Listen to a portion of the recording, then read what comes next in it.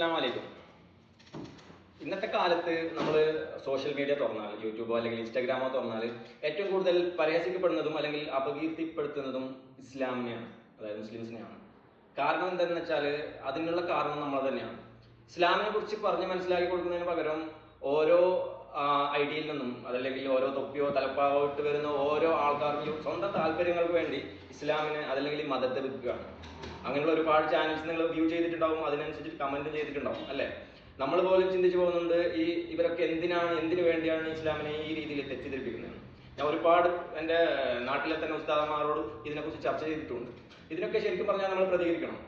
ആദ്യം വേണമെന്ന് വെച്ചാൽ നമ്മൾ ഇസ്ലാമിൽ പഠിക്കണമെന്നുണ്ടെങ്കിൽ ആദ്യം പഠിക്കേണ്ടത് ഖുർആനാണ്.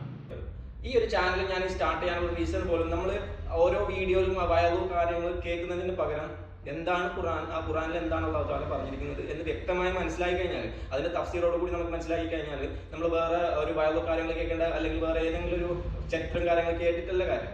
നമ്മളോട് പഠിക്കാൻ പറഞ്ഞതും അത് നമ്മുടെ വഴികാട്ടിയായിട്ടുള്ളതും ഖുർആനാണ്. അപ്പൊ ആ ഖുർആൻ എങ്ങനെ നമുക്ക് പഠിക്കാന്ന് വെച്ചാൽ എങ്ങനെ മനസ്സിലാക്കാം, ആ ഒരു ആവശ്യത്തിന് വേണ്ടിയിട്ടാണ് ഞാൻ ശരിക്കും പറഞ്ഞാൽ ഈ ഒരു ചാനൽ തുടങ്ങിയിട്ടുള്ളത് തന്നെ.